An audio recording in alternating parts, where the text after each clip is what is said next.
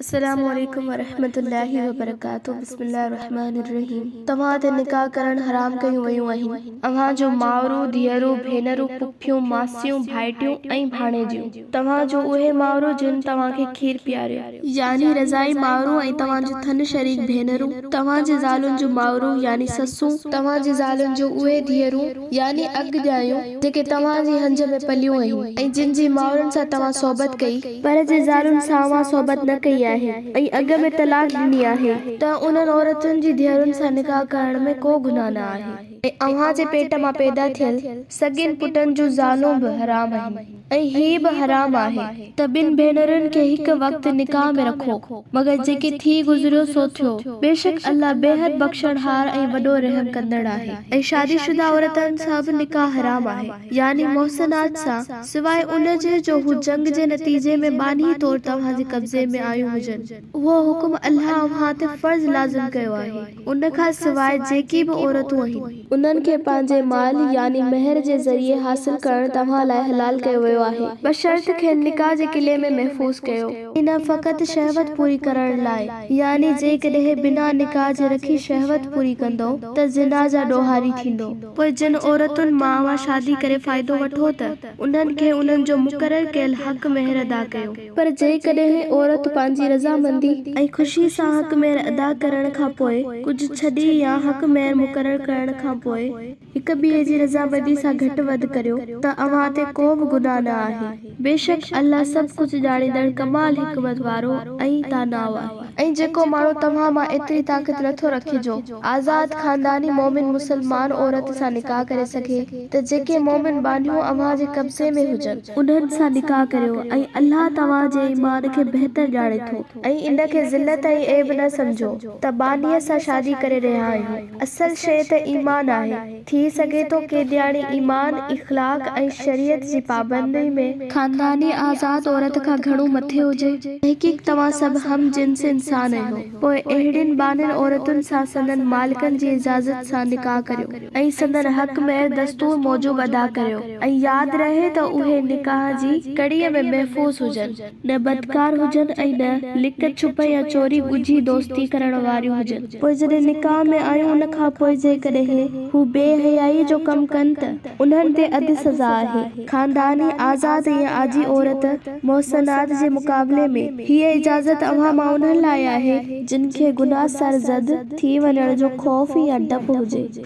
पर जेकॾहिं सबुर करियो ऐं पाण बचायो ऐं इंतज़ार करियो त कंहिं सुठे हंधि अव्हां जो निकाह थिए त उहो अव्हां लाइ भलो आहे ऐं अल्लाह त वॾो बख़्शणहार ऐं निहायत महिरबान आहे।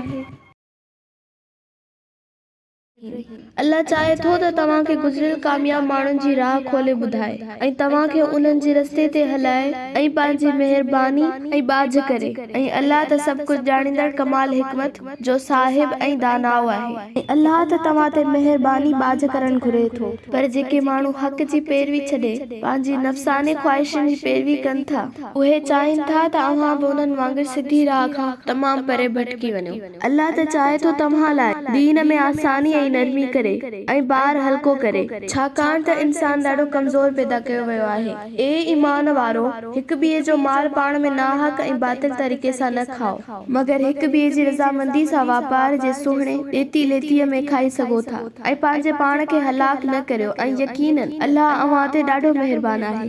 ऐं जेको पोइ बि ज़ुल्म ऐं ज़्यादती सां ईअं कंदो त असीं उन खे जल्द ई बाहि में विझंदासीं ऐं इहो कमु अल्लाह लाइ तमामु आसान आहे। जेकॾहिं तव्हां वॾनि गुनाहनि कबाइर खां जिन खां अव्हां खे मना कई वई आहे पासो कंदो त असां अव्हां जा नंढा गुनाह कसियूं कांडायूं ऐं मदायूं माफ़ कंदासूं ऐं अव्हां खे इज़त वारियुनि जायुनि में दाख़िल कंदासीं। हिन आयत जी तफ़सील कबीरा गुनाह उहो आहे जंहिंजी मना क़ुरान या हदीस में आयल आहे, जंहिंजे करण ते सख़्त सज़ा हुजे या जंहिंजे करण सां अल्लाह रसूल ऐं मलाइकनि तरफ़ां लानत कई वई या जे गुनाह करे त अल्लाह ताला क़यामत जे ॾींहुं न निहारींदो ऐं न ॻाल्हाईंदो। ॻाल्हाईंदो ऐं इन शइ मक़ाम ऐं मर्तबे जी ख्वाहिश न करियो जंहिंसां अल्लाह अवां मां हिकिड़नि खे ॿियनि ते फज़ीलत ॾिनी आहे। जेके कुझु मर्दनि कमायो आहे उन्हीअ मुताबिक़ उन्हनि जो हिसो आहे ऐं जेको कुझु औरतुनि कमायो आहे उन्हीअ मुताबिक़ उन्हनि जो हिसो आहे। ऐं अल्लाह खां संदसि फज़ल करम जोद व सखा जी दुआ घुरंदा रहो।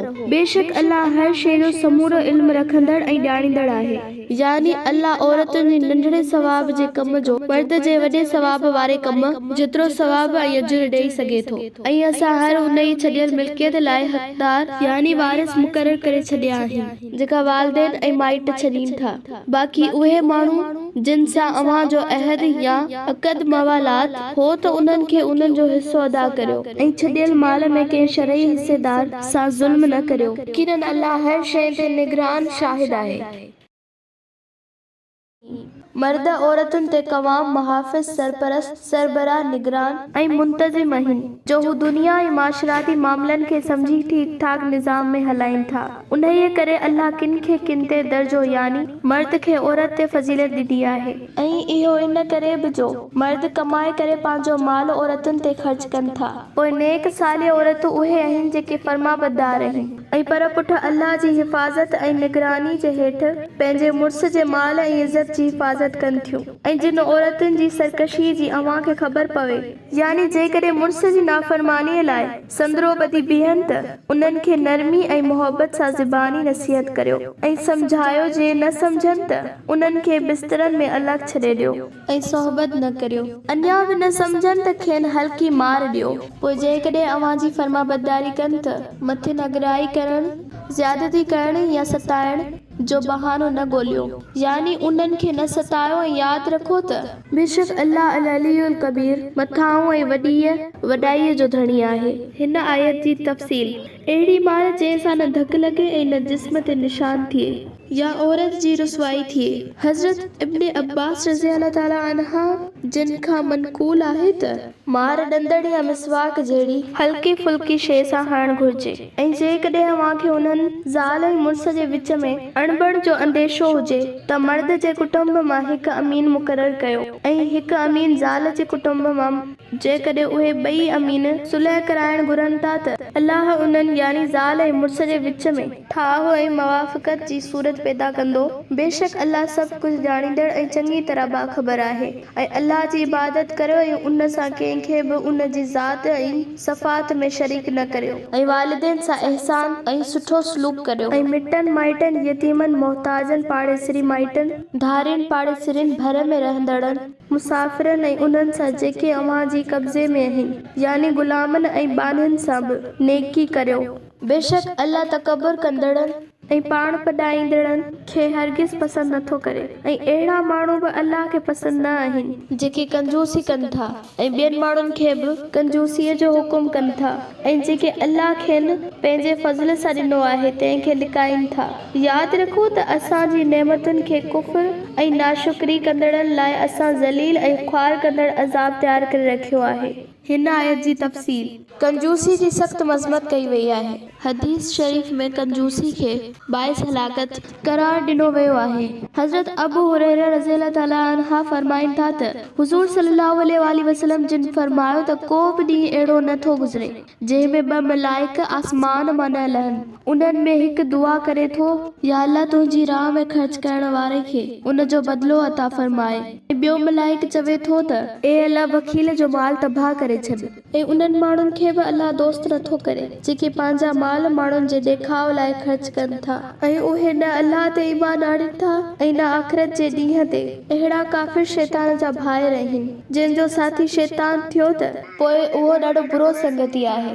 ऐं उन्हनि माण्हुनि ते कहिड़ी मुसीबत किरी पवे हा या कहिड़ो नुक़सान थिए हा जेकॾहिं अल्लाह ऐं आख़िरत जे ॾींहं ते ईमान आणीनि हा। अल्लाह ताला जी खुशनुदगी लाइ जेके कुझु अल्लाह ताला खेनि ॾिनो आहे उन मां ख़र्च कनि हा ऐं अल्लाह उन्हनि जी हाल खे खूब ॼाणींदड़ आहे। बेशक अल्लाह कंहिं ते ज़रे जेतिरो बि ज़ुल्म नथो करे ऐं न कंहिंजो हक़ थो विञाए ऐं न बेक़दरी थो करे। जेकॾहिं को नेकी करे थो त उन खे ॿीणो बि करे थो ऐं उन खां सवाइ पंहिंजे तरफ़ां वॾो अजर ॾींदड़ ऐं पिण वॾो वड़ कंदड़ आहे। पोइ थोरो सोचो उन वक़्तु यानी क़यामत जे ॾींहुं कहिड़ो हाल हूंदो जॾहिं असां हर उम्मत मथां हिकु शाहिद आणींदासीं, यानी हर उम्मत जे अमाल व अहवाल ते संदन पैगंबर शाहिद कंदासीं ऐं ए मोहम्मद सल्लल्लाहु अलैहि वसल्लम असां तोखे बि उन्हनि जे मथां शाहिद करे आणींदासीं। हिन आयत जी तफ़सील हदीस शरीफ में आहे त हिकु दफ़े नबी करीम सल्लल्लाहु अलैहि वसल्लम हज़रत अब्दुल्ला बिन मसूद रज़ी अल्लाह ताला अन्हा खे क़ुरान ॿुधाइण जी ख़्वाहिश कई। उन ई हुज़ूर सल्लल्लाहु अलैहि वसल्लम जिन खे क़ुरान ॿुधाइण शुरू कयो। जॾहिं हिन आयत ते पहुता त हुज़ूर सल्लल्लाहु अलैहि वसल्लम जिन फरमायो बस काफ़ी आहे। हज़रत इब्न मसूद रज़ी अल्लाह ताला अन्हु क़ुरान बस करे नबी करीम सल्लल्लाहु अलैहि वसल्लम जिन ॾांहुं नज़र कई त पाण ज़ारो कतार रोई रहिया हुया। उन ॾींहुं जिन कुफर कयो हो ऐं रसूल सल्लल्लाहु अलैहि वसल्लम जी नाफरमानी कई हुई से ख्वाहिश कंदा त ज़मीन फाटी पवे ऐं उन में पूरजी वञनि ऐं उन्हनि सां ज़मीन बराबर यानी हमवार थी वई। यादि रखो त उते उहे अल्लाह खां का बि ॻाल्हि लिकाए न सघंदा। ए मोमिनो, जॾहिं अवी नशे जी हालत में हुजो त नमाज़ खे विझो न वञो जेसी तव्हांखे एतिरी समझ पवे जो जेके चयो या पढ़ो सो समझो ऐं न मथे मेरे जनाबत या तड़ जी हालत में नमाज़ पढ़ो जेसी वेंजी यानी पाक थी वठो सिवाय सफ़र में हुजण जे ऐं जेकॾहिं बीमार आहियो या सफ़र में आहियो या अवां मां को हाजत ज़रूरी काकूस खां मोटियो हुजे या पंहिंजी ज़ालुनि सां सोबत कई हुजेव ऐं पाणी न मिले त पाक मिटीअ सां तयम्मुम करियो ऐं उन सां पंहिंजे मुंहं ऐं हथनि ते मसह करियो। बेशक अल्लाह निहायती माफ़ करण वारो ऐं बेहद बख़्शणहार आहे। हिन आयत जी तफ़सील तयम्मुम लाइ ॾिसंदा सूरह माइदा जी आयत नंबर 6। ए पैगंबर सल्लल्लाहु अलैहि वसल्लम, छा तो उन्हनि खे न ॾिठो जिन खे तौरेत किताब जो कुझु हिस्सो यानी इल्म ॾिनो हो पर हू पाण गुमराही जा ख़रीदार थिया आहिनि ऐं अव्हां खे बि सिधी राह तां थियण चाहिनि था ऐं अल्लाह अव्हां जे दुश्मननि खे चङी तरह ॼाणे थो ऐं यकीनन अल्लाह जो कंहिं सां दोस्त हुअण काफ़ी आहे ऐं अल्लाह जो मददगार हुअण काफ़ी आहे। जेके यहूदी आहिनि उन्हनि मां के अहिड़ा बि आहिनि जेके लफ़्ज़नि खे पंहिंजी जाइ तां फेराइनि था, तहरीफ कनि था ऐं तव्हां सां मिलण वक़्तु सचे दीन ख़िलाफ़ ताने हणण या टोक करण लाइ ज़बान खे मोड़े सोड़े या विचड़ाए चवनि था समिअना व अतअना यानी असां ॿुधो ऐं न मञियो।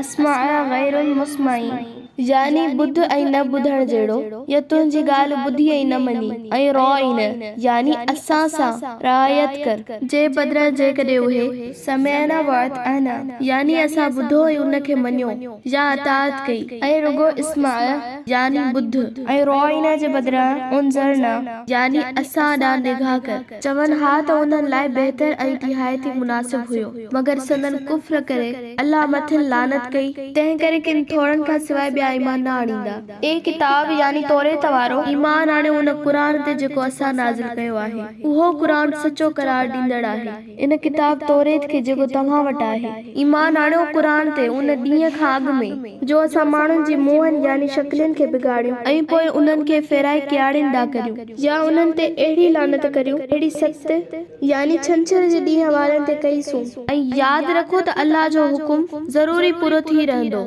उहो अटल फ़ैसिलो आहे। बेशक अल्लाह इहो कॾहिं बि माफ़ नथो करे त साण सां को शरीक कयो वञे जीअं यहूदीन ऐं नसारनि पंहिंजे राहिबनि खे अल्लाह जे बराबर कयो आहे। उन खां सवाइ ॿिया गुनाह जंहिंखे वणेसि तंहिंखे बख़्शे छॾे ऐं यादि रखो त जंहिं बि अल्लाह सां कंहिंखे शरीक कयो तंहिं यकीनन वॾे गुनाह जो बोहतान ॿधो। ए पैगंबर सल्लल्लाहु अलैहि वसल्लम, छा तो उन्हनि माण्हुनि खे न ॾिठो जेके यानी अहले किताब पाण खे ॾाढो पाक पास समझनि था ऐं न चवण सां को पाक थी सघनि था बल्कि जंहिंखे अल्लाह घुरे तंहिंखे पाक करे ऐं अमलनि जी जज़ा ॾियण में कंहिं ते धागे या तंद यानी ज़रे बराबर या तिर जेतिरो बि ज़ुल्म न कयो वेंदो।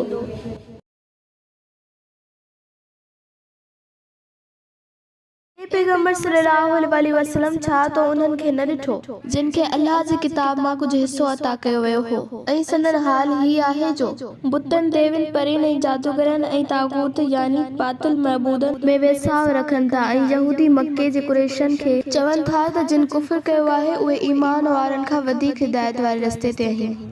इहे उहे आहिनि जिन ते अल्लाह लानत कई ऐं जंहिं ते अल्लाह लानत करे उन जो ए मोहम्मद सल्लल्लाहु अलैहि वसल्लम तू हरगिज़ को बि मददगार न लहंदे। छा उन्हनि खे बादशाहत यानी इक़्तिदार या सल्तनत जो कुझु हिस्सो मिलियो आहे? जेकॾहिं इहे हुजे हा त जेकर माण्हुनि खे हिकु तिरी या ज़रे जे बराबर बि न ॾीन हा, छा इहे यहूदी ऐं नसारा पंहिंजे नाअहली ऐं महरूमियत करे माण्हुनि सां उन्हीअ करे हसद कनि था त अल्लाह उन्हनि खे पंहिंजे फज़ल सां नवाज़ियो आहे। पोइ खेनि ख़बर हुअणु घुरिजे त असां इब्राहिम जे ख़ानदान खे किताब ऐं हिकमत अता फरमाई ऐं खेनि वॾी बादशाही पिणु ॾिनी। पोइ उन्हनि मां कंहिं उन किताब ते ईमान आंदो ऐं कंहिं उन खां मुंहुं मोड़ियो ऐं जिन हक़ खां मुंहुं मोड़ियो उन्हनि लाइ जहन्नम जी भड़कंदड़ बाहि ई काफ़ी आहे। बेशक जिन असांजी आयतुनि जो इनकार कयो तिन खे जल्द ई जहन्नम में दाख़िल कंदासूं ऐं जॾहिं संदन खलूं यानी चमड़ियूं सड़ी वेंदियूं त असां ॿियनि चमड़ियुनि सां संदन चमड़ियूं बदिलाईंदासूं त जीअं वरी वरी अज़ाब जो मज़ो चखीनि। बेशक अल्लाह ज़बरदस्त गालिब ऐं कमाल हिकमत वारो आहे। ऐं जिन माण्हुनि ईमान आंदो ऐं नेक कम कया उन्हनि खे असीं अहिड़नि बागनि में दाख़िल कंदासीं जिन जे हेठां नहरियूं वहनि थियूं जिते उहे हमेशह रहण वारा आहिनि। उते उन्हनि लाइ पाक ज़ालूं हूंदियूं ऐं खेनि घाटियुनि छांवनि में दाख़िल कंदासीं।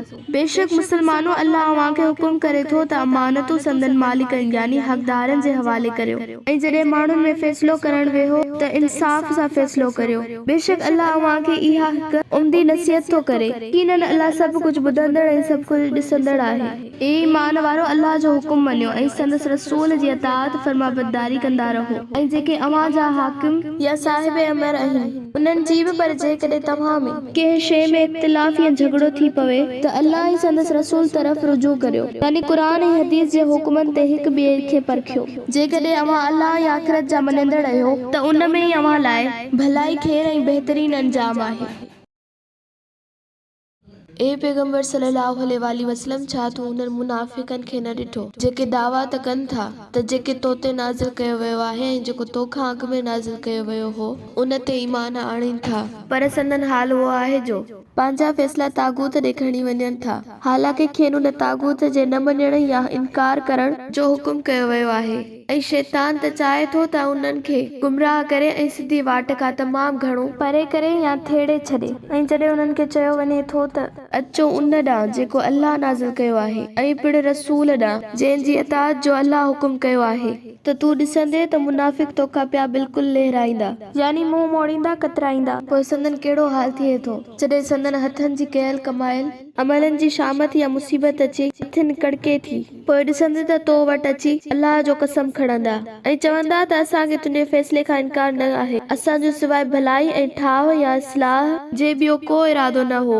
अहिड़नि मुनाफ़िक़नि जे दिलनि में जेको कुझु आहे सो अल्लाह खूब ॼाणे थो।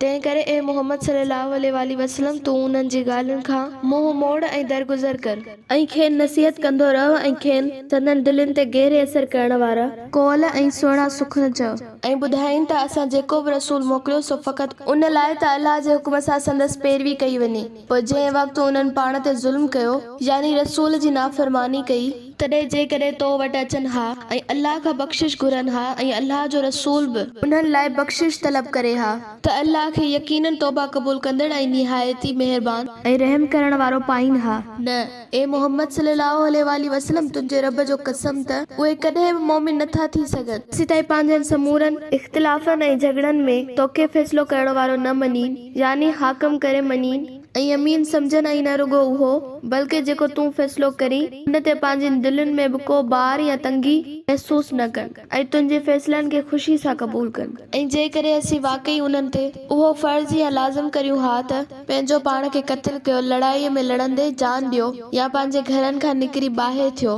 यानी हिजरत कयो त उन्हनि मां के थोरा ई ईअं कनि हा। ऐं जेकॾहिं उहे कयल नसीहत ते अमल कनि हा त संदन लाइ तमामु बहितर थिए हा ऐं हक़ जी राह ते वधीक मज़बूत ऐं साबित क़दमीअ जो कारण बि बणिजे हा। ऐं जेकॾहिं ईअं कनि हा त उन वक़्तु असां उन्हनि खे ज़रूरु वॾो अजुर ऐं सवाब बि अता करियूं हा ऐं ज़रूरु खेनि सिधो रस्तो बि ॾेखारियूं हा। ऐं जेके अल्लाह ऐं रसूल जी अताअत कंदा उहे उन्हनि सां गॾु हूंदा जिन ते अल्लाह इनाम कयो आहे। उहे नबियुनि सिद्दीक़नि शहीदनि ऐं सालिहनि सां गॾु हूंदा ऐं उहे कहिड़ा न भला ऐं उम्दा संगती आहिनि। उहो अल्लाह जी तरफ़ खां वॾो फज़ल आहे ऐं बसि हर शइ खे चङी तरह ॼाणींदड़ लाइ अल्लाह काफ़ी आहे। ए ईमान वारो पंहिंजी बचाव जो सामान वठो ऐं लड़ाई लाइ तयार रहंदा करियो ऐं पोइ मौक़े ऐं मुनासिबत जे हिसाब सां लड़ाई लाइ टोला टोला थी निकिरो या गॾिजी निकिरो।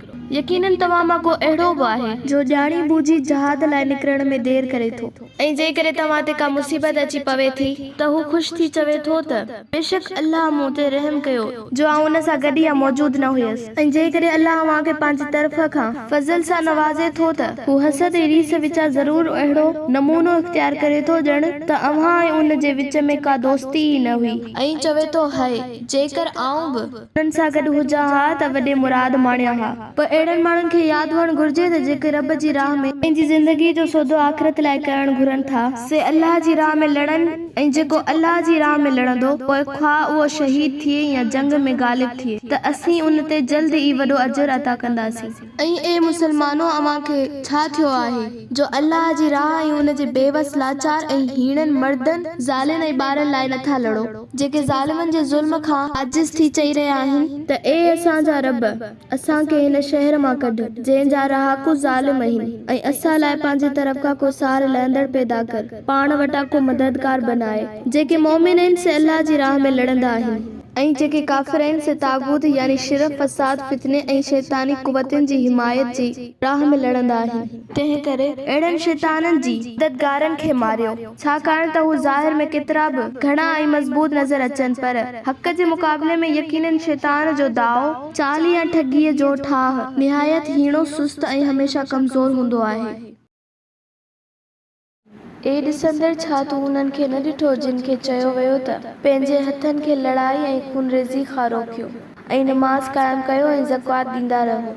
पोइ जंहिं महिल मथिन जंग करणु लाज़िम कई वई यानी जहाद फ़र्ज़ कयो वियो त हिकदमि हिकु जथो माण्हुनि खां ईअं ढिढणु लॻो जीअं अल्लाह खां ढिढणु घुरिजे बल्कि उन खां बि वधीक ऐं चवणु लॻा त ए असांजा रब तो असां ते जंग करणु छो मड़ी यानी फ़र्ज़ कई आहे ऐं थोरे वक़्त लाइ असांखे मोहलत छो न ॾिनई। ए पैगंबर सल्लल्लाहु अलैहि वसल्लम चयो त दुनिया जो साज़ो सामान या फ़ाइदो मुख़्तसिर ऐं बिल्कुलु आर्ज़ी आहे ऐं आख़िरत त उन्हनि लाइ ॾाढी भली आहे जेको मुतक़ी बणियो ऐं यादि रखो त उते तव्हां ते तंद या तिर जेतिरो बि ज़ुल्म न कयो वेंदो। ए जहाद खां ढिढण वारो तव्हां किथे बि हुजो मौत तव्हांखे अची ई रहंदो जेतोणीकि अव्हां मज़बूत किलनि में छो न हुजो ऐं जेकॾहिं खेनि को फ़ाइदो रसे थो त चवनि था त ही अल्लाह तरफ़ां आहे ऐं जॾहिं खेनि का तकलीफ़ पहुचे थी त ए मुहम्मद सल्लल्लाहु अलैहि वसल्लम तोखे चवनि था त इहा तुंहिंजे करे आहे। ए पैगंबर सल्लल्लाहु अलैहि वसल्लम खेनि चयो त सभु कुझु दुख ऐं सुख अल्लाह तरफ़ां आहे। आख़िर उन्हनि माण्हुनि खे छा थियो आहे जो हीअ ॻाल्हि बि सम्झी नथा सघनि। ए इंसान जेको बि तोखे भलाई या फ़ाइदो पहुचे थो सो अल्लाह जे तरफ़ां आहे ऐं जेका बि तकलीफ़ या मुसीबत पहुचे थी उहा तुंहिंजे पंहिंजे नफ़्स जी तरफ़ खां आहे यानी तुंहिंजे अमलनि जी शामत आहे। ऐं ए मोहम्मद सल्लल्लाहु अलैहि वसल्लम असां तोखे समूरनि इंसान लाइ पैगंबर करे मोकिलियो आहे ऐं उन लाइ बसि अल्लाह ताला शाहिद काफ़ी आहे। जे रसूल जी फरमाबरदारी कई त यकीनन अल्लाह जी ही फरमाबरदारी कई ऐं जे मुंहुं मोड़ियो त ए मोहम्मद सल्लल्लाहु अलैहि वसल्लम असां को तोखे उन्हनि ते निगहबान करे न मोकिलियो आहे यानी न तूं उन्हनि जे अमलनि जो जवाबदार आहीं न कोई ज़ोरीअ अतात करण वारो आहीं। ऐं उहे मुनाफ़िक ज़बान सां ताबेदारी क़बूल कनि था पर जॾहिं तो वटां उथनि था त उन्हनि मां के माण्हू या हिकु टोलो जेका ॻाल्हि तो कई या हुननि कई उन जे ख़िलाफ़ राति जो रिथियूं रथीनि था ऐं जेके रिथियूं राति जो रथीनि या सलाहूं कनि था अल्लाह संदन एमाल नामे में लिखे थो। ए मोहम्मद सल्लल्लाहु अलैहि वसल्लम तूं उन्हनि जी परवाह न कर ऐं अल्लाह ते भरोसो कर उहो ई बहितर बणिजलो ऐं पूरो कारसाज़ आहे।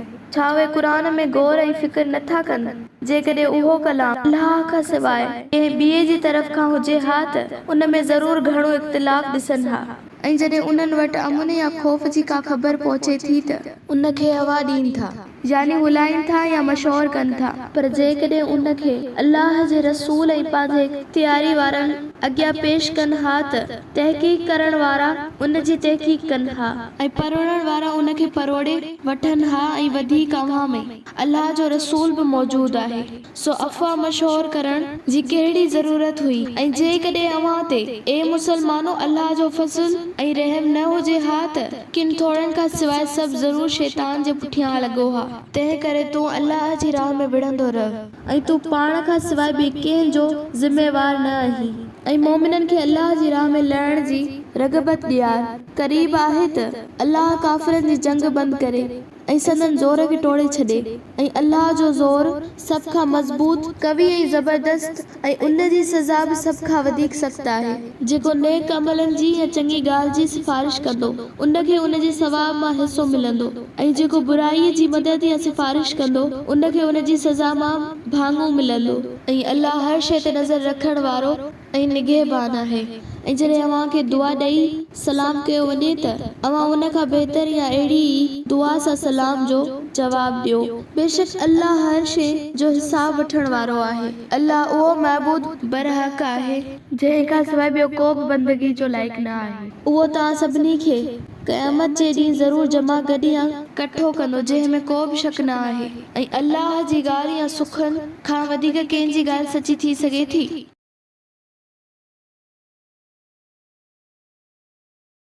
तव्हांखे छा थियो आहे जो मुनाफ़िकनि जे बारे में ॿ टोला थी विया आहियो। अल्लाह संदन करतूतनि जे करे खेनि ऊंधो करे छॾियो आहे, यानी हिदायत खां रुख फिराए छॾियो आहे। छा अव्हीं उहो चाहियो था त जंहिंखे अल्लाह गुमराह कयो हुजे उन खे सिधी राह ते आणियो ऐं जंहिंखे अल्लाह गुमराह करे तंहिं लाइ तूं हरगिज़ को रस्तो न लहंदे। हू त चाहिनि था त अव्हां बि ईअं कुफ़्र कयो जहिड़ी तरह उन्हनि कुफ़्र कयो त जीअं तव्हां सभु बराबर थियो। तंहिं करे उन्हनि मां कंहिंखे एसी ताईं पंहिंजो दोस्त न बणायो जेसी ताईं हू अल्लाह जी राह में हिजरत न कनि। पोइ जेकॾहिं हू हिजरत खां पोइ मुंहुं मोड़ीनि त खेनि पकड़ियो ऐं उते ई उन्हनि खे क़त्ल करियो जिते खेनि लहो ऐं उन्हनि मां कंहिंखे बि दोस्त ऐं मददगार न बणायो। अलबत्ता उहे माण्हू जेके अव्हां जे दुश्मननि खां अलॻि थी कंहिं अहिड़ी क़ौम सां वञी मिलिया हुजनि जंहिं सां अव्हां जो सुलह जो मुआइदो आहे, या अहिड़ा माण्हू जेके जंग खां तंग दिल थी अव्हां वटि अचनि यानी पनाह गुज़ीन थिया हुजनि ऐं न तव्हां सां विढ़नि ऐं न तव्हां जे दुश्मननि जो साथ ॾीनि या पंहिंजी क़ौम सां विढ़नि त अहिड़नि माण्हुनि ते अव्हां हथ सिधा न करियो,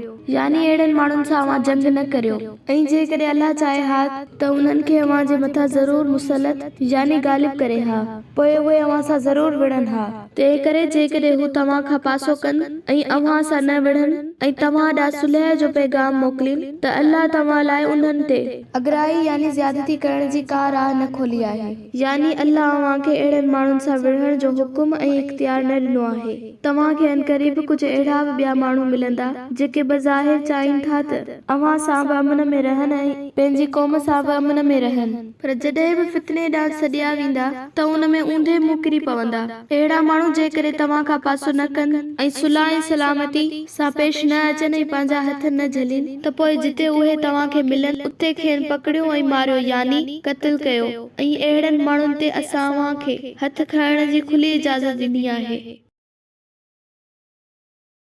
उहो मोमिन जो वड़ न आहे जो भुल चुक खां सवाइ ॿिए मोमिन खे क़त्ल करे। जेको भुल में कंहिं मोमिन खे क़त्ल करे विझे त उनखे हिकु मोमिन बानू आज़ाद करणो आहे ऐं मक़तूल जे वारिसनि खे खून बहा एवज़ या दियत बि ॾेई सवाइ उनजे जो हू वारिस माफ़ कनि। पर जेकॾहिं मक़तूल क़त्ल थियल शख़्स तव्हां जी दुश्मन क़ौम मां आहे ऐं हू मोमिन बि हुजे त पोइ हिकु मुसलमान बानू आज़ाद करे ऐं खून बहा न ॾिए। पर जेकॾहिं मक़तूल अहिड़ी क़ौम मां हुजे जंहिं सां जो अहदनामो या मुआहिदो हुजे त पोइ उन जे वारिसनि खे खून बहा बि ॾिए ऐं हिकु मुसलमान बानू पिणु आज़ाद करे। पोइ जंहिंखे बानू या गुलाम मयसर न अचे यानी जंहिंखे बाने आज़ाद करण जी ताक़त न हुजे त उहो लाॻीता 2 महीना रोज़ा रखे ऐं उहे रोज़ा अल्लाह जी तरफ़ां तौबा क़बूल करण लाइ कुफ़ारो आहिनि। ऐं अल्लाह सभु कुझु ॼाणींदड़ ऐं कमाल हिकमत वारो आहे। ऐं जेको शख़्स के मोमिन खे ॼाणी बुझी क़त्ल कंदो त उन जी सज़ा जहन्नम आहे जंहिं में हू हमेशा रहंदो ऐं उन ते अल्लाह जो गज़ब ऐं ॾमर आहे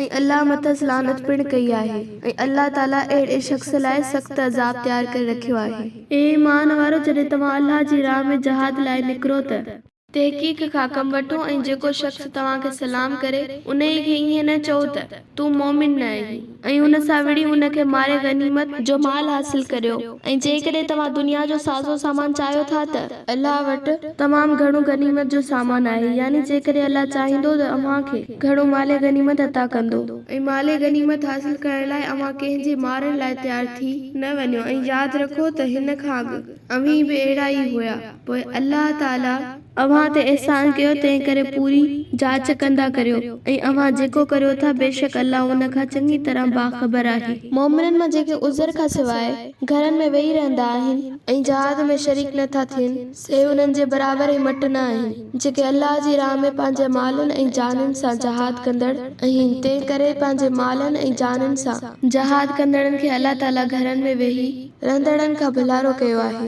जेतोणीकि हर हिक लाइ अल्लाह भलाईअ जो वाइदो फरमायो आहे, पर तॾहिं बि अल्लाह मुजाहिदनि खे घरनि में वेहण वारनि खां तमामु वॾे अजर वारी फज़ीलत अता फरमाई आहे ऐं अहिड़नि मुजाहिदनि लाइ संदसि यानी अल्लाह जी तरफ़ खां वॾा दर्जा आहिनि। बख़्शिश ऐं बाजे या रहमत पिण ऐं अल्लाह बेहद बख़्शणहार ऐं निहायत मेहरबान आहे। बेशक जेके काफ़िरनि या दीन जे दुश्मननि सां दारुल कुफ्र में ज़िंदगी बसर करण ते राज़ी थी वेही रहिया ऐं पंहिंजो पाण ते ज़ुल्म करे रहिया हुया, उन्हनि जा रूह जॾहिं मलाइका कब्ज़ कंदा त उन्हनि खां पुछंदा त अव्हीं कहिड़े हाल में हुआ? जवाब में चवंदा त ज़मीन यानी मुल्क में असीं कमज़ोर ऐं बेवस हुयासूं। मलाइक खेनि चवंदा त छा अल्लाह जी ज़मीन कुशादी न हुई जो अव्हां उन में हिजरत करियो हा ऐं पंहिंजो दीन क़ाइमु रखो हा। इहे उहे आहिनि जिन जी जाइ जहन्नम आहे ऐं उहा कहिड़ी न बुछड़ी जाइ आहे। अलबत्ता उहे कमज़ोर मर्द ज़ालूं ऐं ॿार जेके ॿाहिरि निकिरण जो न हीलो था करे सघनि न वरी का वाह या वसीलो था लहनि। उम्मीद आहे त उन्हनि खे अल्लाह माफ़ करे छॾींदो ऐं बेशक अल्लाह ॾाढो दरगुज़र कंदड़ ऐं बेहद बख़्शणहार आहे। ऐं जेको अल्लाह जी राह में हिजरत कंदो उहो ज़मीन में रहण लाइ केतिरियूं ई जायूं ऐं रोज़ीअ जी कुशादगी लहंदो ऐं जेको माण्हू पंहिंजे घर छॾे अल्लाह ऐं संदसि रसूल वास्ते हिजरत कंदो ऐं जेकॾहिं खेसि रस्ते में मौत अची वञे त संदसि सवाब अजुर अल्लाह जे ज़िम्मे थी चुको ऐं बेशक अल्लाह बेहद बख़्शणहार ऐं निहायत मेहरबान आहे। ऐं जॾहिं अव्हीं मुल्क में सफ़र ते निकिरो त अव्हां ते निमाज़ घटाए पढ़ण ते को बि गुनाह न आहे, ख़ुसूसन जॾहिं अव्हां खे अंदेशो या डपु हुजे त काफ़िर अव्हां खे सताईंदा यानी फितने में विझंदा या हमिलो कंदा। बेशक काफ़िर अव्हां जा हमेशा पधरा दुश्मन आहिनि। ऐं जॾहिं ए पैगंबर सल्लल्लाहु अलैहि वसल्लम तूं उन्हनि मुजाहिदनि में हुजी ऐं तूं उन्हनि खे जंग जी हालत में निमाज़ पढ़ाई, पोइ फ़ौज जो हिकु टोलो तोसां जमायती थी बीहे ऐं पंहिंजा हथियार पाण सां रखे, पोइ जॾहिं उहो सजदो करे वठे त उहो अव्हां जे पुठियां थिए ऐं फ़ौज जो ॿियो हिसो जंहिं निमाज़ न अदा कई आहे उहो अची तोसां निमाज़ क़ाइमु करे ऐं पंहिंजे बचाव जो सामान ऐं पंहिंजा हथियार साण रखनि। काफ़िर उन ताड़ में आहिनि त अव्हां पंहिंजे हथियारनि ऐं जंग जे सामान खां गाफ़िल थियो त जीअं हू हिकु ई वक़्तु अव्हां ते फ़ैसिलो कुन हमिलो कनि।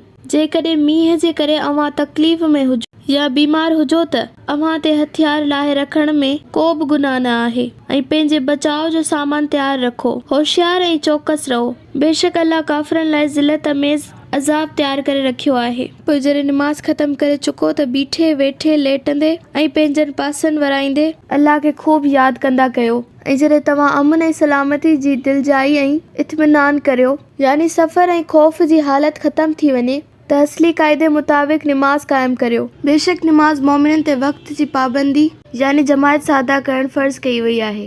दुश्मन क़ौम जे पुठियां पवण में हिमत न हारियो ऐं जेकॾहिं जंग में अव्हां खे ॾुखु पहुतो आहे त हुननि खे बि ॾुखु पहुतो आहे जीअं तव्हां खे ॾुखु पहुतो आहे, पर तव्हां अल्लाह खां अजुर सवाब ऐं कामयाबी जी उम्मीद रखो था जेका हू उम्मीद नथा रखनि। ऐं बेशक अल्लाह त सभु कुझु ॼाणींदड़ तमामु वॾीअ हिकमत वारो ऐं दानाउ आहे। ए पैगंबर सल्लल्लाहु अलैहि वसल्लम असां तो ॾांहुं यकीनन ही किताब हक़ सां नाज़िल कयो आहे त तूं माण्हुनि में ईअं फ़ैसिलो कर जीअं अल्लाह तोखे ॾेखारियो या सम्झायो आहे ऐं तूं ख़यानत कंदड़ माण्हुनि जी तरफ़ खां झगड़ो न कर यानी उन्हनि जी तरफ़दारी न कर ऐं अल्लाह खां बख़्शिश जो तलबगार थी वियो। बेशक अल्लाह ॾाढो माफ़ कंदड़ ऐं निहायत रहम करण वारो आहे। ऐं उन्हनि माण्हुनि लाइ तूं झगड़ो न कर जेके पंहिंजे पाण यानी नफ़्स सां ख़यानत कनि था। बेशक अल्लाह खे अहिड़ो माण्हू पसंदि न आहे जेको ख़यानत कंदड़ ऐं गुनाहगार हुजे। इहे माण्हू इंसाननि खां त पंहिंजूं हरकतूं ऐं करतूत लिकाइनि था मगर अल्लाह खां नथा लिकाए सघनि। हू यानी अल्लाह त उन वक़्तु बि उन्हनि सां गॾु हूंदो आहे जॾहिं उहे राति जो सलाहूं कंदा आहिनि जंहिंखे हू पसंदि नथो करे ऐं हू जेको कुझु करे रहिया आहिनि उनखे अल्लाह चङीअ तरह घेरो कंदड़ आहे। हा, तव्हां माण्हू आहियो जेके हिन दुनिया में त उन्हनि ॾोहारियुनि जी पासबानी करे उन्हनि लाइ झगड़ो कयो था, पर क़यामत जॾहिं उन जे पारां अल्लाह सां केरु झगड़ो कंदो या केरु संदन वकील थींदो। ऐं जेकॾहिं को शख़्स बुछड़ो कम करे या पंहिंजी जान ते ज़ुल्म करे पोइ अल्लाह खां बख़्शिश तलब करे त अल्लाह खे ॾाढो माफ़ कंदड़ ऐं निहायती रहम करण वारो पाईंदो।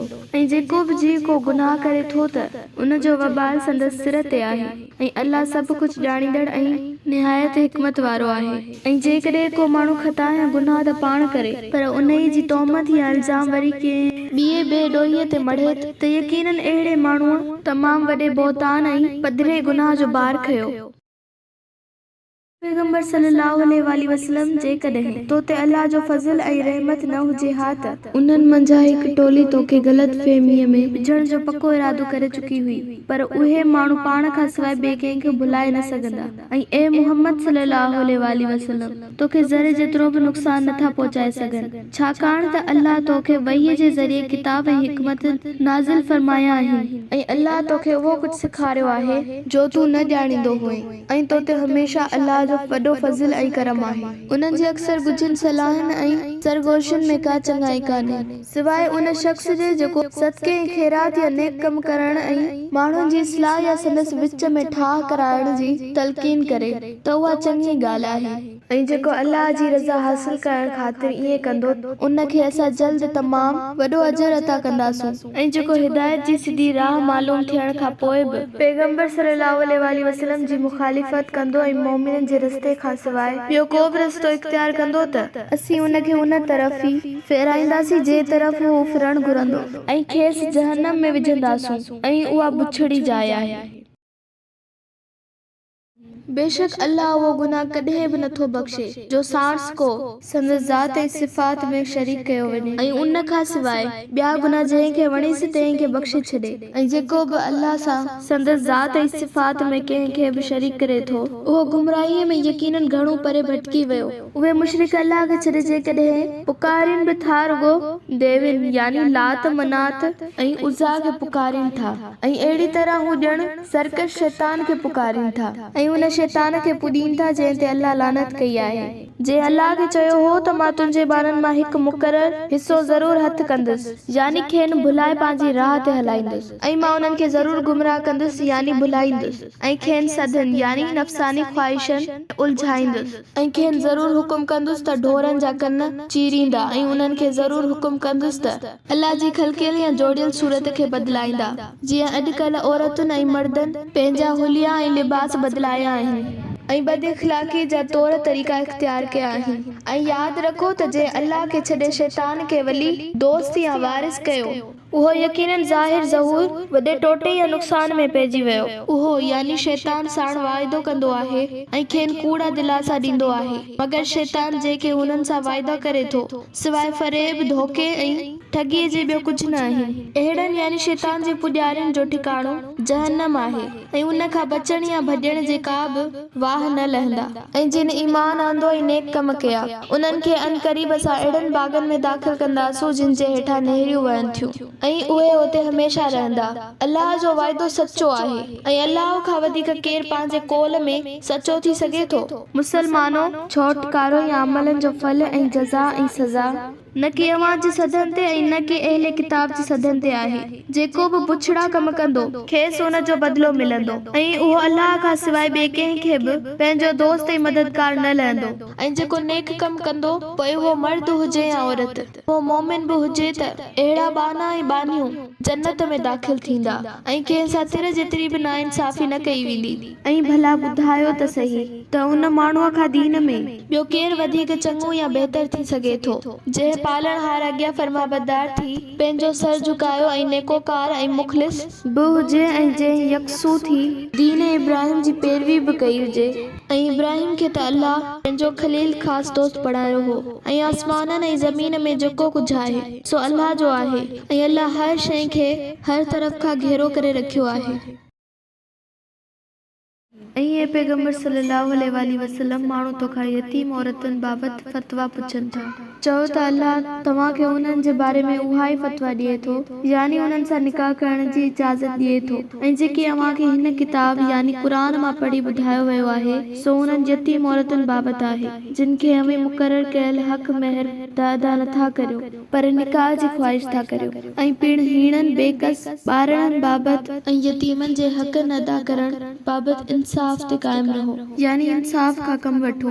ऐं अव्हां जेका बि चङाई ऐं नेक कमु कंदो त यकीनन अल्लाह उन खे चङी तरह ॼाणींदड़ आहे। ऐं जेकॾहिं कंहिं औरत खे पंहिंजे मुड़ुस खां बदसलूकी या मुंहुं मोड़ण जो अंदेशो हुजे ऐं हू पाण में कंहिं तरह सुलह या ठाह कनि त उन में ॿिन्ही लाइ को हर्ज को गुनाह न आहे ऐं सुलह बहरहाल बहितर आहे। ऐं इंसानी तबियतूं त बुखल ऐं लालच तरफ़ माइल थियनि ई थियूं। ऐं जेकॾहिं अमीं एहसान सां पेश ईंदो यानी नेकी कंदो ऐं ख़ुदा तरसीअ खां कमु वठंदो ऐं नाफ़रमानीअ खां बचंदो यकीनन तव्हां जेको कमु करियो था अल्लाह उन खां पूरी तरह बाख़बर आहे। ऐं ज़ालुनि में पूरो पूरो अदल या बराबरी करण अव्हां जे वस जी ॻाल्हि न आहे। तोड़े अव्हां ईअं करण बि चाहियो था त बि अव्हां उन ते क़ादिर थी नथा सघो। तंहिं करे तव्हां बिल्कुलु हिकिड़ीअ औरत तरफ़ एतिरो झुकी न पओ जो ॿिए या ॿियनि खे लटकियल यानी लड़कियल या टंगियल छॾे ॾियो। ऐं जेकॾहिं पाण में ठही हलो ऐं ख़ुदा तरसीअ खां कमु वठो ऐं नाफ़रमानीअ खां बचो त अल्लाह बि यकीनन बेहद बख़्शणहार ऐं निहायत महिरबान आहे। ऐं जेकॾहिं ज़ाल ऐं मुड़ुस जो पाण में ठाह न थी सघे त हिक ॿिए खां जुदा थियनि त अल्लाह पंहिंजे फज़ल सां ॿिन्ही खे आसूदो कंदो ऐं हिक ॿिए जी मोहताजीअ खां बेनियाज़ कंदो। ऐं यादि रखो त अल्लाह कुशादगी करण वारो ऐं कमाल हिकमत वारो आहे। ऐं जेकी बि आसमाननि ऐं जेकी बि ज़मीन में आहे सो सभु अल्लाह जो आहे। ऐं बेशक असां उन्हनि खे जिन खे अव्हां खां अॻु में किताब ॾिनो वियो हो वसियत यानी हिदायत कई हुई ऐं हाणे अव्हां खे बि ताक़ीद थो कयो वञे त अल्लाह खां डिॼंदा रहो ऐं संदसि नाफ़रमानीअ खां बचो। ऐं जेकॾहिं पोइ बि कुफ़र या नाशुक्री कंदो त समझी छॾियो त बेशक जेकी आसमाननि ऐं जेकी ज़मीन में आहे सो सभु अल्लाह जो आहे। ऐं अल्लाह बेपरवाह बेनियाज़ ऐं समूरे हम्द ऐं सना जो साहिब ऐं ख़ुदि बेहद सारायल साईं आहे। ऐं वरी बि यादि रखो त बेशक जेकी कुझु आसमाननि में आहे ऐं जेकी कुझु ज़मीन में आहे सो सभु अल्लाह जो आहे। ऐं अल्लाह अकेलो कारसाज़ काफ़ी आहे। ऐं ए इंसानो जेकॾहिं हू चाहे त अव्हांखे इक़्तिदार इक़बाल ऐं सादत तां हटाए या फना करे छॾे ऐं अव्हां जी जाइ ते ॿियनि खे आणे या ॿी ख़ल्क़ पैदा करे। ऐं अल्लाह उन ते पूरी कुदरत रखंदड़ आहे जेको फ़क़ति दुनिया जे सवाब जो तालिब आहे। उन खे ख़बर हुअणु घुरिजे त अल्लाह वटि दुनिया ऐं आख़िरत ॿिन्ही जो अजुर ऐं इनाम आहे। ऐं अल्लाह सभु कुझु ॿुधंदड़ ऐं सभु कुझु ॾिसंदड़ आहे। ए ईमान वारो इंसाफ़ ते चङी तरह क़ाइमु रहो ऐं अल्लाह कारण सची शाहिदी ॾींदड़ थियो। पोइ खणी उहा अव्हां जे पंहिंजे पाण ते या माउ पीउ या अज़ीज़नि जे ख़िलाफ़ छो न हुजे ऐं कंहिंजी तोंगरी या मुफ़लिसी अव्हां खे शाहिदी ॾियण खां न रोके। यादि रखो त जेकॾहिं को आसूदो हुजे या सुञो अल्लाह ॿिन्ही जो सभ खां वधीक ख़ैर ख़्वाह आहे। तंहिं करे तव्हां अदल ऐं इंसाफ़ करण में नफ़्स जी ख़्वाहिशुनि जी पैरवी न करियो। ऐं जेकॾहिं तव्हां विछड़ाई सचड़ाई या आसीरे पासीरे ॻाल्हि कई या सचाईअ ऐं हक़ीक़ी ॻाल्हि खां मुंहुं मोड़ियो त पोइ यादि रखो त तव्हां जेके कुझु कयो था अल्लाह उन खां चङी तरह बाख़बर आहे। ए ईमान वारो ईमान आणियो अल्लाह ऐं संदसि रसूल ते ऐं उन किताब ते जेको हुन नाज़िल कयो आहे पंहिंजे रसूल ते ऐं पिण ईमान आणियो उन ई किताब ते जेको अॻ में लाथो वियो ऐं जंहिं अल्लाह संदसि फ़रिश्तनि संदनि किताबनि संदसि रसूलनि ऐं आख़िरत जो इनकार कयो उहो यकीनन गुमराहीअ में भटकी वञी तमामु परे पियो। बेशक जिन ईमान आंदो वरी कुफ्र कया आहियूं वरी ईमान आंदाऊं वरी न रुगो कुफ्र कया आहियूं पर वहतर कुफ्र में वधंदा विया अल्लाह उन्हनि खे हरगिज़ माफ़ न कंदो न वरी खेनि कॾहिं सिधी राह या सही दग लॻाईंदो। ऐं ए मुहम्मद सल्लल्लाहु अलैहि वसल्लम मुनाफ़िकनि खे ख़ुशख़बरी ॾे त उन्हनि लाइ यकीनन दर्दनाक अज़ाब आहे। जेके मोमिननि खे छॾे काफ़िरनि खे दोस्त बणाइनि था त छा हू वटि मान ऐं इज़त हासिल करणु चाहिनि था। हालांकि इज़त त यकीनन सभु अल्लाह ताला लाइ ई आहे, यानी इज़त त अल्लाह जे हथ में आहे। जंहिंखे चाहे इज़त अता फरमाए। ऐं बेशक अल्लाह पंहिंजे किताब यानी क़ुरान में पहिरियां ई नाज़िल करे या हुकुम ॾेई चुको आहे त जॾहिं बि तव्हां ॿुधो त अल्लाह जे आयतुनि जो इनकार पियो कयो वञे या मस्खरी ऐं ठठोल कई वई त उन्हनि सां न वेहो जेसीं ताईं हू ॿिए कंहिं ॻाल्हि में मशगूल न थियनि। ऐं जेकॾहिं अव्हीं ईअं न कंदो त अव्हां बि यकीनन उन वक़्तु उन्हनि जहिड़ा थींदो। ऐं बेशक अल्लाह मुनाफ़िकनि ऐं काफ़िरनि सभिनी खे जहन्नम में हिकु जाइ गॾु करण वारो आहे। इहे मुनाफ़िक अव्हां जी ताड़ में रहंदा आहिनि त जंग में फतह कंहिंजी थिए थी, पोइ जेकॾहिं अव्हां खे अल्लाह खां फतह मिली त चवनि था छा असां अव्हां सां गॾु न हुआसूं। ऐं जेकॾहिं काफ़िरनि खे को सोभ जो भाङो नसीब थिए थो या फतह मिले थी त चवनि था छा असीं अव्हां ते गालिब थी न थी सघियासूं ऐं छा असां तव्हां जे ख़िलाफ़ लड़ी न थी सघियासूं ऐं अव्हां खे मोमिननि खां न बचायोसूं। बस अल्लाह अव्हां जे ऐं उन्हनि जे विच में क़यामत जे ॾींहुं फ़ैसिलो कंदो। ऐं अल्लाह काफ़िरनि खे मोमिननि ते कॾहिं बि गालिब थियण जो रस्तो न ॾींदो। मुनाफ़िक पंहिंजे ख़्याल मुताबिक़ सम्झनि था त हू अल्लाह खे धोखो ॾेई रहिया आहिनि, पर इहो नथा सम्झनि त हू अल्लाह खे छा धोखो ॾींदा ऐं अल्लाह खेनि धोखे में विझी छॾियो आहे। ऐं जॾहिं हू निमाज़ लाइ उथनि था त सुस्त ऐं काहिल थी सिर्फ़ माण्हुनि खे ॾेखारण लाइ नमाज़ लाइ बीहनि था ऐं अल्लाह खे बस थोरो ई यादि कनि था। ऐं इहे कुफ्र ऐं ईमान जे विच में लोॾा लमा खाई रहिया आहिनि ऐं न हेॾां जा आहिनि न होॾां जा। ऐं जंहिंखे अल्लाह भटकाए या गुमराह करे तंहिं लाइ तूं ए मोहम्मद सल्लल्लाहु अलैहि वसल्लम हरगिज़ का राह न लहंदे। ए ईमान वारो, मोमिननि खे छॾे काफ़िरनि खे पंहिंजो दोस्त न बणायो।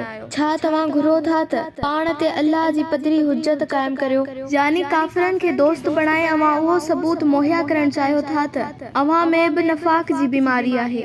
बेशक मुनाफ़िक जहन्नम जे सभ खां हेठे तबके में हूंदा। ऐं ए मोहम्मद सल्लल्लाहु अलैहि वसल्लम तूं कंहिंखे बि संदन मददगार वाहिरो या वसीलो थींदे न ॾिसंदे सवाइ उन्हनि जे जिन तौबा कई ऐं पाण सुधारियो ऐं अल्लाह जे दीन जो दामन पकड़ियो ऐं पंहिंजे दीन खे अल्लाह लाइ ख़ालिस करे छॾियो त अहिड़ा माण्हू मोमिननि सां गॾु हूंदा ऐं अल्लाह जल्द ई मोमिननि खे वॾे अजर सां नवाज़ींदो। भला अल्लाह खे कहिड़ी ज़रूरत पई आहे जो अव्हां खे अज़ाब करे जेकॾहिं अव्हां शुक्रगुज़ार बाना थी रहो ऐं ईमान बि आणियो। ऐं अल्लाह त ॾाढो क़दरदान ऐं सभु कुझु ॼाणींदड़ आहे। अल्लाह खे इहा ॻाल्हि पसंदि न आहे त को माण्हू कंहिंजी गिला या कंहिं ॿिए जी बुछड़ाईअ खे वॾे आवाज़ यानी वॾे वाक़े बयान करे सवाइ उन्हनि जे जंहिं सां ज़ुल्म थियो हुजे यानी मज़लूम हुजे। ऐं अल्लाह त सभु कुझु ॿुधंदड़ ऐं सभु कुझु ॼाणींदड़ आहे। जेकॾहिं अव्हां का चङाई ज़ाहिरी तरह कयो या लिकाए कयो या कंहिंजी बुराई खे दरगुज़र कंदो यकीनन अल्लाह त ॾाढो माफ़ कंदड़ पूरी कुदरत रखंदड़ आहे। बेशक जेके माण्हू अल्लाह ऐं संदसि रसूल जो इनकार कनि था ऐं अल्लाह ऐं संदसि रसूलनि में फ़र्क़ु करणु घुरनि था ऐं चवनि था त किन रसूलनि खे मञूं था ऐं किन खे न मञंदासीं ऐं चाहिनि था त उन जे कुफ्र ऐं ईमान जे विचां को रस्तो इख्तियार कनि, अहिड़ा माण्हू पक्का काफ़िर आहिनि। ऐं असां काफ़िरनि लाइ ख्वार कंदड़ अज़ाब तयार करे रखियो आहे। ऐं जेके माण्हू अल्लाह ऐं संदसि रसूलनि ते ईमान आणीनि था ऐं उन्हनि मां कंहिं बि हिकिड़े में बि फ़र्क़ु नथा कनि यानी सभिनी रसूलनि खे मञीनि था, अल्लाह जल्द ई उन्हनि खे सनन अजुर सां नवाज़ींदो ऐं अल्लाह बेहद बख़्शणहार निहायती बाझारो आहे।